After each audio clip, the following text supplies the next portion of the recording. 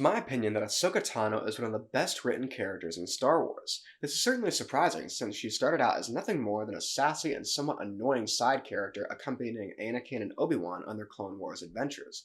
Eventually, the character would wander into live action in The Mandalorian Season 2. But how does Ahsoka fare in having her own live action miniseries? Spoilers ahead if you have not seen every episode of Ahsoka. One must understand that Ahsoka is the stand-in for a Season 5 for the Star Wars Rebels television series. This makes sense as the main story revolves around resolving the events of the end of Rebels Season 4. The mission is to get Ezra Bridger back home, while also preventing the return of an old enemy, the Imperial Grand Admiral Thrawn.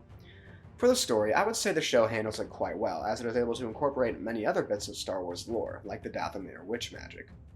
Now, there are some times where there were too many scenes of characters just looking around, specifically in the first couple episodes. The series also leaves plotlines unresolved to set up Dave Filoni's Heir to the Empire film that is yet to come. The series has a lot of characters, so I won't have time to talk about each one, but I will talk about the important ones. I could certainly make an entire episode just talking about how Ahsoka is handled in live action. The Ahsoka we see in the series is old, worn out, and slow. She's tired of so many years of running and fighting.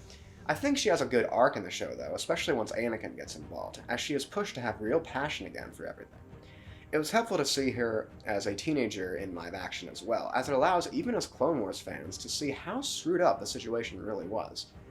By the end of the series, she has somewhat returned to her former state as an uplifting and hopeful character, guided by her old master, of course.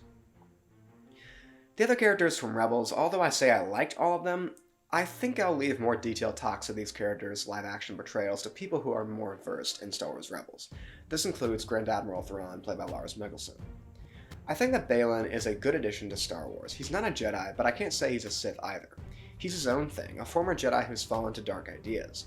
He still has managed to maintain some sort of love and care for his apprentice, which is very much against what a Sith would do. His state is represented by his red-orange lightsaber. It is truly tragic that actor Ray Stevenson passed away, as I was starting to really like his character, and I found his side quest intriguing. We'll just have to wait and see how this is handled in Dave Filoni's future movie. The Ahsoka series delivers much of what I want from Star Wars, and much of it is the Star Wars that I miss. The show, of course, gives me what I wanted in Kenobi, flashbacks to the Clone Wars, with the respective versions of our characters finally being shown on screen. As a series, it bridges the gap between Rebels Season 4 and the conflict with Thrawn to come, sitting in the aftermath of the original trilogy. Unfortunately, it does have its shortcomings in dragging too many times and having underwhelming action scenes and episodes. However, the series still manages to be my favorite of the live-action Disney Plus Star Wars shows I've seen, with a 7.5 out of 10. Hello everyone, this is Movies with Michael, and if you enjoyed my review of Ahsoka, you can show it by leaving a like on this video, commenting down below what you thought about this series, whether you loved it, whether you hated it, or was it right there in between, and consider clicking that subscribe button and the notification icon to be notified about my latest videos.